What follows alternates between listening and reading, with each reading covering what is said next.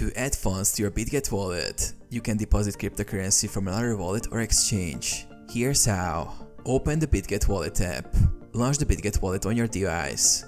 Tap Receive. On the wallet homepage, tap the Receive button. Select the cryptocurrency and network. Choose the specific cryptocurrency and its corresponding network. Copy your wallet address. After selecting the coin and network, a unique wallet address and QR code will be generated. Tag the copy icon to your copy wallet address or use the QR code for easier transfers. Initiate transfer from external wallet or exchange. From your external wallet or exchange, start the withdrawal or transfer process.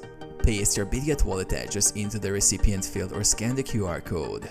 Confirm the network matches. Ensure that the network selected in your external wallet or exchange matches the one you chose in Bitget wallet. Using mismatched networks can result in asset loss. Complete the transfer. Confirm and initiate the transfer. Wait for the transaction to be processed and confirmed on the blockchain. Verify the deposit.